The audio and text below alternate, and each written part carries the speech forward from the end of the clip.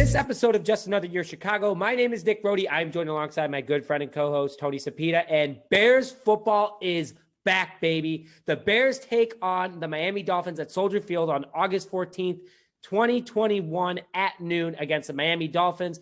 The Bears have been playing joint practices at House Hall this week with the Miami Dolphins, but they're going to get into it. They're going to get nasty. They're going to be hitting each other. They've been getting nasty in camp. Tony tweeted me today. He's like, hey, you hear about Khalil Mack beating the crap out of Adam Shaheen? Yeah, I did. And I hope he does it again on Saturday at Soldier Field. We have team comparisons. We have weaknesses and strengths of both teams, and we have our keys to the game. But before we begin, we'd like to thank our sponsor, Stupid Car Tray. Tired of your pizza topping sliding, office coffee distracting you while driving, grease and other stains getting on your seat, or you're just enjoying a game on the couch and don't want to lean over? Look no further than the Stupid Car Tray. Proudly USA made, Stupid Car Tray makes your passenger seat or couch a level surface for all transportation and couch potato needs. With accessories like the Stupid Seat Anchor, hand sanitizer bottle, or 100% silicone grip mat, your tray is the ultimate car organizer. With over 20 different color combinations, there's a Stupid Car Tray for everyone. Visit www.stupidcartray.com and use discount code J16 to get 16% off your entire order. Link in the description. Less mess, less stressful driving experience. Take it from me. I have one. It's awesome. All right. Well, and I got him a White Sox one. Go watch the White Sox Field of Dreams episode. Tony actually went on a 8-minute rant, apparently, that he blacked out and doesn't remember half of it. But I'm gonna probably do the same thing with the Bears today. So the boys are buzzing right now. The boys are happy. We are good to go. And also, just so you guys know, to be transparent, we recorded this episode already, and we recorded it hours ago. It is 11:06 at night, and because I forgot to click save, it didn't save. So Tony's on right now. Thank you, Tony, for hopping on this late. Love spending my Thursday night evening with you and talking about the Chicago Bears. So let's get into it. The Chicago Bears take on the Miami Dolphins at Soldier Field on August 14, 2021 at 12 o'clock Central Time. Very big game. This is the first preseason game of 3 for the Chicago Bears. They're playing 2 at home and 1 away. This is the first one. Tony and I are going to the second one, Bills versus Bears. We will talk about that next week, but we are talking about Bears versus Dolphins right now. They have done joint practices all week, or the last 2 days at House Hall. Excuse me, not all week. I'm getting way too excited and I'm sleep deprived, so I apologize about that. But they have done joint practices where they've had starters play. Justin Fields has ripped up this very good Miami secondary, just to be sure. And Dolphins reporters are talking higher about Justin Fields than any Miami player on that entire roster. According to reporter, well, I'll get into that reporter in a sec, but he's having greatness even without an offensive line. The Bears' offensive line is very banged up, as we've talked about, but there's hope. There's hope according to Matt Nagy. Matt Nagy has confirmed also that he's going to have his starters play at least 2 series or 8 to 10 reps. Honestly, I don't see the Bears really playing more than 1 series. I think they have a good enough offense that Andy Dalton's only going to be out there for a little bit, but you're going to see a lot of Justin Fields this offseason. He could play from the end of the first quarter all the way into the fourth quarter, according to Matt Nagy, depending on how the game is going or his concern for his health, Justin Fields' health. So, Tony, in regards to this, Matt Nagy has not played his starters in the preseason pretty much at all in the last couple of years. Hearing that he is playing his starters in the preseason this year, how does that make you feel in regards to preparing these guys for the upcoming season? And do you think there's a benefit to starters playing in the preseason? I absolutely do, because, this is the first real game time they've had since the end of last year, especially Andy Dalton, new to the team. Sounds like he picked up the offense well. It sounds like he's doing really well in practice, so I don't have an issue with that. I'm sure he could go into the first game against the Rams, but sure he can go into it and be fine. But it's always good to get a little practice. That's the whole point of it. It's just to make sure you're game ready. Just make sure that little stuff that you can't practice for, like, in a joint practice even, make sure you kind of iron that out. However, I love the fact that he's not playing the starters the whole game, because that means we get to see the backup quarterback. And I think Tony's take, this is Matt Nagy's sneaky way of making sure his backup quarterback gets a ton of reps and is ready for the first game. Hey, I think that's a great idea too. I mean, Andy Dalton's a $10 million smokescreen then at that point. But hey, whatever works for this team in order to win games. So was Mike Glennon. But who we were smokescreening for was a guy named Mitch Trubisky, who is on the Buffalo Bills as a backup to Josh Allen. So not turn it out. That's a take though. I like that take, Tony. I totally agree. So with that, let's jump into Bears versus Dolphins comparison. They're similar in a lot of ways. I mean, there is no doubt about that. Both have very young quarterbacks. According to Dolphins reporter David Furrones, he said, quote, "I really like the way Justin Fields is getting the ball down the field. He is the real deal." That is with also Miami, who has a young quarterback that they are building around right now. I can't pronounce his name very well. London was doing it very well. Is it Tua Tagliavoa? What? You know what? Okay. I don't know. I don't know the last Tua. name. We're gonna call him Tua. I'm sorry. I'm sorry, everybody. Unless it's a Bears player, I really don't care about the pronunciation of the name. But in overall, they do have young quarterback experience. Tua did have a rough rookie year because of how the Dolphins were built, but the Dolphins took the offseason, helped build their room. We're going to talk about their weaknesses in a sec, but overall the team is much improved. They have a really good head coach. Overall, the Dolphins are looking to go in the right direction, but they have a young quarterback of the future that they want to build this team around, and that's what the Dolphins are doing right now. Both teams also have very strong defenses in their respective ways. The Bears have the better front seven, there's no doubt, including linebackers and defensive linemen, but their secondary is not as strong as the Miami Dolphins. The Miami Dolphins have a top 3 secondary, but, overall, if we had Kyle Fuller, we would be the better secondary at the end of the day.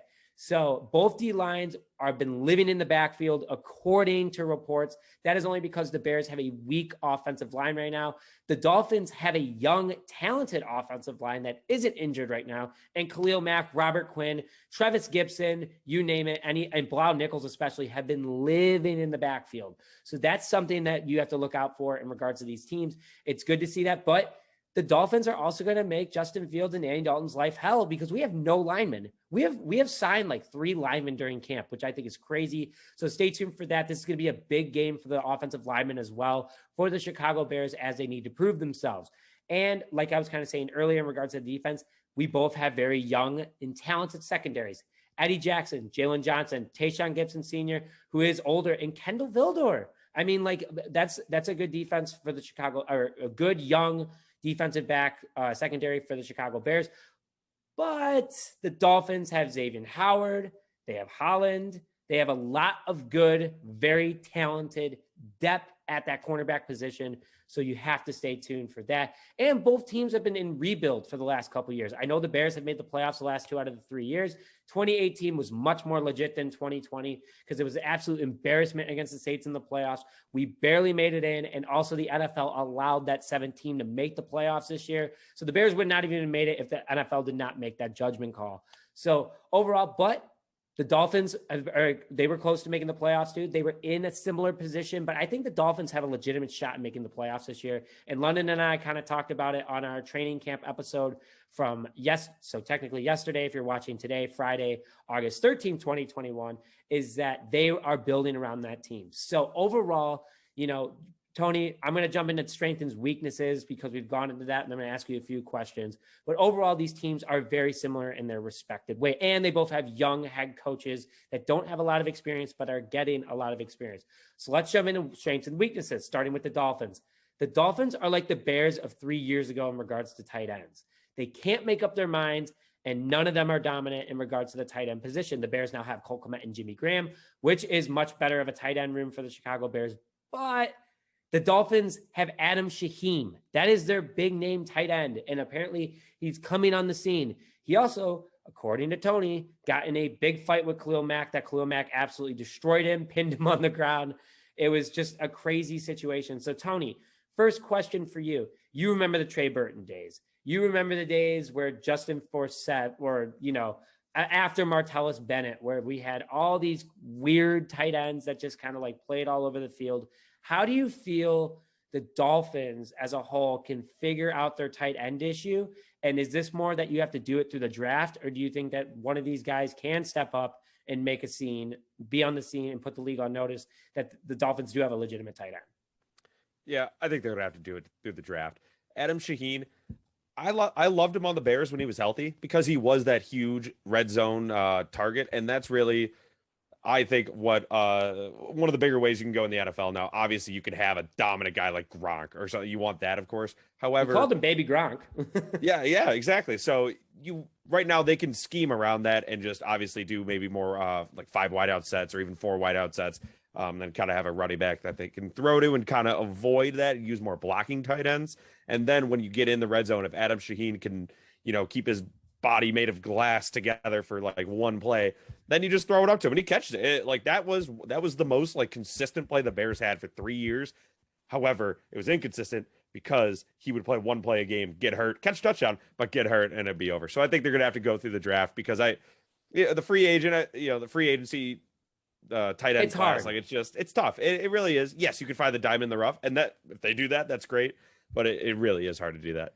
Yeah, I mean, like, kind of like thinking about it, like the Panthers got super lucky in regards to us with Greg Olsen. Like, that was an absolute steal for the Panthers back in 2010 when we got rid of him right after Mark Trestman traded him. The Trestman era, the 3rd and 5th round pick for him. Like, fine, I get that. But like, when do you hear about big name tight ends like actually like doing well? Like Jimmy Graham declined significantly after he left his original team.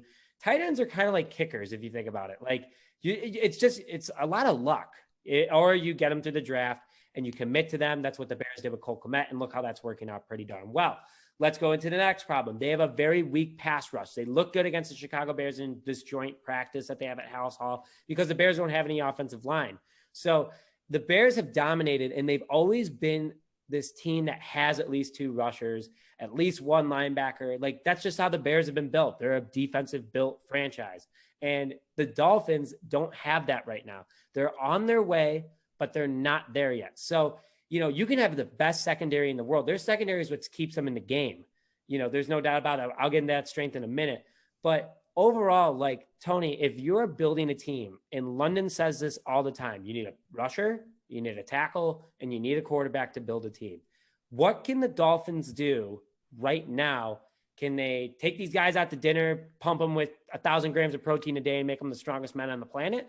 Or is there a strategy from what you've experienced and you see in like player development? Like, is there a way that they could get the pass rush better as the season goes on?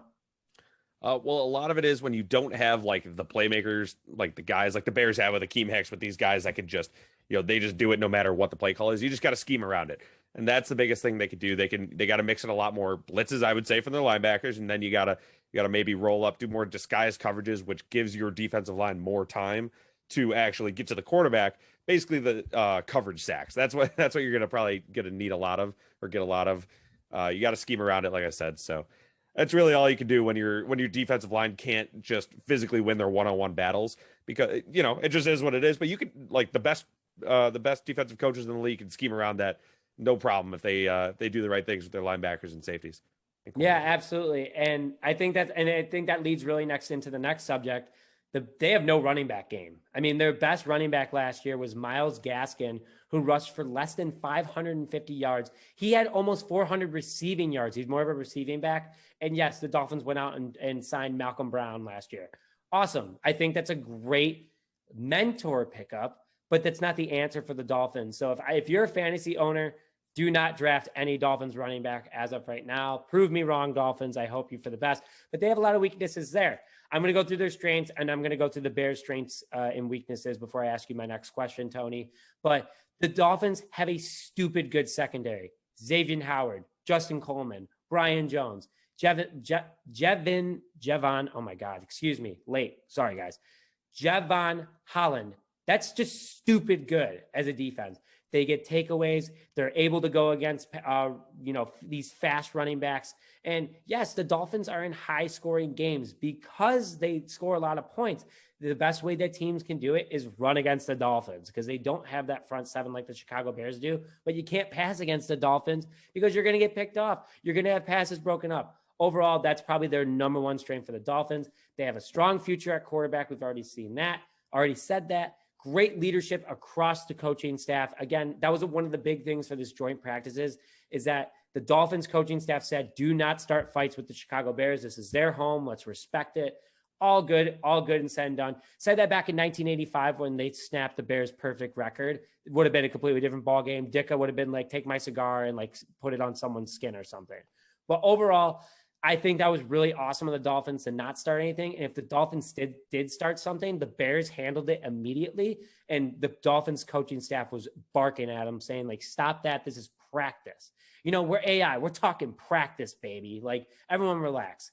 You know, overall, I think that was really awesome. And they have a young, healthy, talented offensive line, something Bears fans are very envious of right now because the Bears cannot stay on the field healthy. But again, coming up in our injury report, there is future to come. Now let's go into the Bears' weaknesses first. So I can talk about the Bears' strengths all day, in my opinion. Offensive line is a huge issue. Tevin Jenkins is still out. Jermaine Ifedi is still out. James Daniels is still out. You know, I hope Cody Whitehair is not playing banged up, or Sam Mustafa or someone, because that's not fair to them as players. Larry Borum is out with a concussion. Overall, the Bears just can't stay healthy on the offensive line. And London hit on this, actually. Andy Dalton's not a mobile quarterback. You know, Justin Fields is. He has that 4.4440, but that's not going to help the Bears. That's not going to help when Justin Fields is the second string guy and Andy Dalton, your veteran quarterback, who can hit deep passes, who can be an accurate quarterback, who can be a game manager, is running for his life every single play. Huge weakness for the Chicago Bears. Unsure of special teams. Our punt and kicker, no doubt about it. But our kick return man is looking like Bird. And our punt returner is our rookie in Khalil Herbert. And inexperienced. I hope he pulls a Devin Hester and returns it on his first career punt return. That'd be awesome. But that's a huge weakness for the Bears to have right now. Not good. Not good. Unable to hit the deep ball. That's something that the Bears have been able to do within themselves, but they can't do it against the Dolphins that well. Sure, Andy Dalton's hit a few dimes at Darnell Mooney. And then Allen Robinson, you know, same thing, same player. But it still seems like a struggle. And Tony, I know that you and I have talked about this too, is that, like, if the Bears would have hit half the deep balls that they missed this past season, I think the Bears could have won at least another game or two. So also our secondary is unsure, even though we are talented. Kendall Vildor might not still be the answer. We don't know that. So Tony, just going through weaknesses of the Bears, can you give me like two strengths that you see in this team? Because I'm trying to limit myself to two strengths as well. So what are the strengths that you see in the Chicago Bears? Well, to go back real quick to those, the comment about deep balls. Yeah, if Javon Wims catches that ball in the end zone, that Saints game is a completely different game. I agree. Completely different game. Yeah, completely called that. Two strengths on this team. I mean, obviously, you know, like I said, there's the obvious ones. There's Khalil Mack. There's the defense. The front seven of the defense at least. Roquan Smith's been having an incredible training camp. I know he's the guy now, and he's always been the guy. He always will be the guy. And that's all you can say about it. It's almost boring how the guy he is. And I think that was a really, really analytical breakdown by me there. Yeah.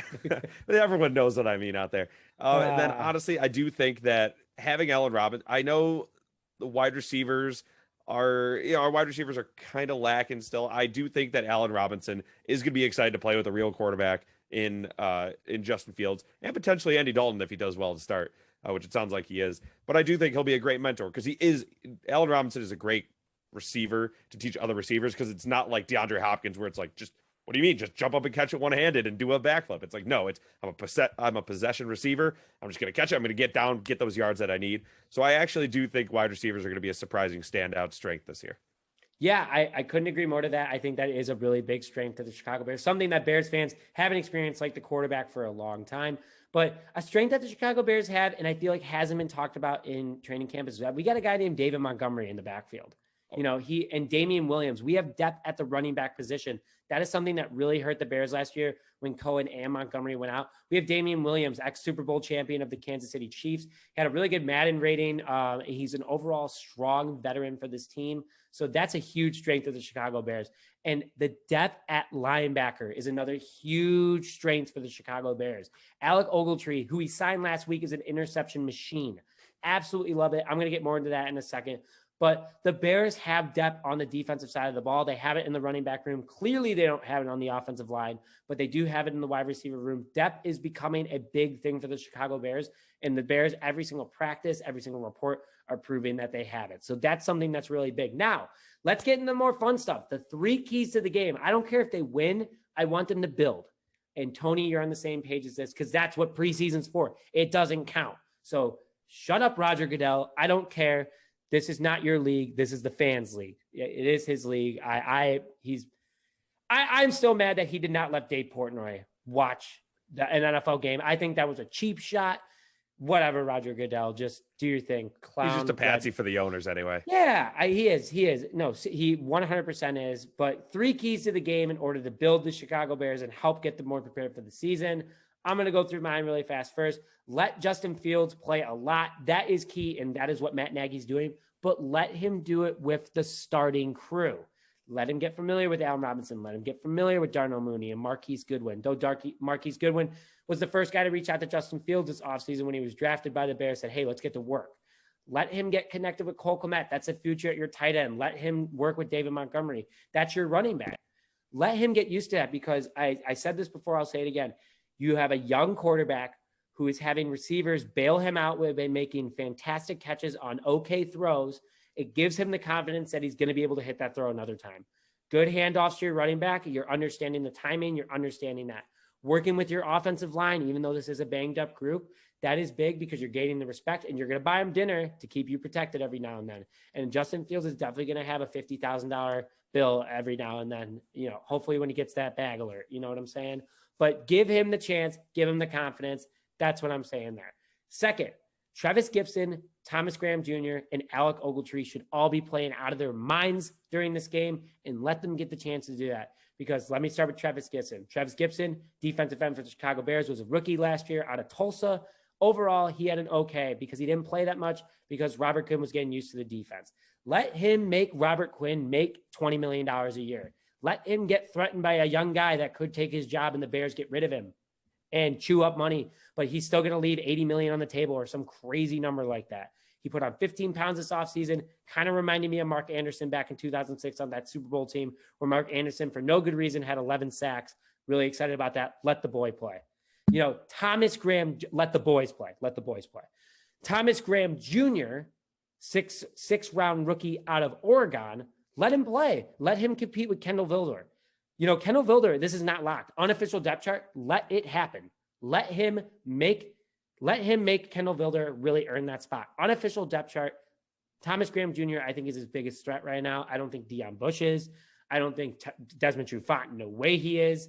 But let him put in work. Really excited about that. And then Alec Ogletree, I think that he's better than Josh Woods. I think that he's at the same level, if not better than Christian Jones. But Christian Jones, who the Bears signed off the Lions this past offseason, also played for the Bears during the really bad years with Pharrell McPhee and all those, just Shea McClellan and all these names that you never hear about anymore. There's legend forever, Shea McClellan. Shea McClellan, Boise State Shea McClellan, biggest, best linebacker ever on the Chicago Heard Aaron Bears. Rodgers. Respect. Yeah, respect. Alec Ogletree, let him compete. I think he's better than Danny Trevathan right now. That's a take. I think he is better than Danny Trevathan right now at this point in his career. He is better. Danny Trevathan is only doing this because of seniority and the respect that he has in the locker room. Otherwise, I think Alec Ogletree would be going off him. And then finally, play Cole Kmet. He's the number 1 tight end on the roster right now. Jimmy Graham is second string technically. We brought Jimmy Graham here to mentor Cole Kmet, and that's what he should be doing. So overall, let him get used to field. Let him get used to that starting role. It's just a big benefit for the Chicago Bears. Do not trade him for a third and fifth round pick because your coach doesn't like him. Okay, that's all I got to say. So Tony, I know I went through a lot. Anything else on key takeaways? You're shaking your head. Yes. What are your key takeaways for this game in order for the Bears to build for the future? So you did kind of touch on it when you talked about the offense and Justin Fields, but the wide receivers, I know I said it before as well, is that going to be that sneaky strength. We have one of the fastest wide receiver groups in the league right now. We got Tariq Cohen as well, just to sneak him out of the backfield. Everyone's going to, obviously, Allen Robinson, that their number 1 guy is going to be on him. Xavier Howard, whoever it is that given week is going to be on him. Darnell Mooney has turned into a guy you can't leave open as well. Jalen Ramsey can't guard him. He's Jalen Ramsey's dad, no matter what Jalen Ramsey says. But then that leaves Marquis Goodwin to be the 3rd wide receiver. Fast as heck. Had him on my fantasy team for 1 year. So when he caught that one amazing touchdown pass that I don't remember who was against on the 49ers, it won me that game. So I'll love him forever. He's just a fast guy. When you're covered by the third, whether it's they bring a third cornerback on, and he's got to be covered by a safety, or even we get lucky, he gets switched on by a linebacker. He's off to the races. Just deep ball, throw it up, he'll get under it. So I really do think a key to the game will be these guys got to get open. You can't make it a one-dimensional game where you just have to run the ball. Although we can run on the Dolphins, we're not playing the Dolphins every week. So I do think it's important. Yeah. So it's important to use that speed, use those sharp cuts. You got to get open give Andy Dalton, Justin Fields, whoever it is, just some confidence, just so you can open up the running game. They don't have to use 9 guys in the box to make up for their defensive line defensive line issues. Yeah. And any other takeaways, Tony, before we go into injuries? No, I think I crushed that. Yeah, I think you did. I think there's a lot of good takeaways that the Bears fans should be looking out for this Sunday. I like that it's at noon also, like middle of the day, get a little day drink going, 10:30 in the morning, pop open a good brewski. And then by 3:00, you're already taking that first nap of the day. Then you're good to go out at night that night. So then I got Sox Yankees at night. Yes, sir. Yes, sir. Little crossover talk. And you have the Bears next week. I'll see you there. Tony and I will be there chugging beers. Stay tuned. Excited for football to be back. Excited. The boys are back in town. That's all I got to say. Injuries real fast. Unfortunately, Tevin Jenkins was out with a back injury again. There is starting to get some major concern that he has not played at all or practiced. So stay tuned for that. We keep saying stay tuned, but we don't know much more because the Bears are really keeping it under wraps.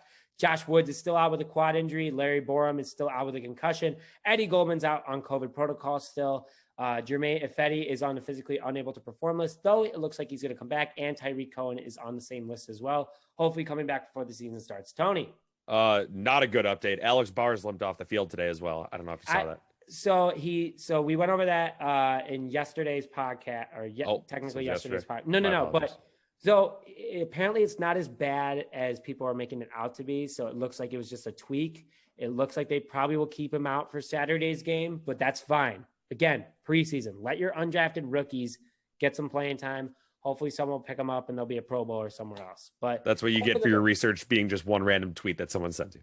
My apologies. Yeah. Hey, we love Tony. We love Tony. Please go watch his White Sox Field of Dreams episode. It was amazing. Just the energy. If it wasn't 11:30 at night, I would totally have the same energy about the Chicago's. But football is back. It's that much closer. Tony and I cannot express how excited we are. London can't express how excited he is either. So stay tuned for that. But with that, thank you very much for joining this pregame episode of the Chicago Bears versus the Miami Dolphins. My name is Dick Brody, joined alongside Tony Sapita, and we will see you guys next time.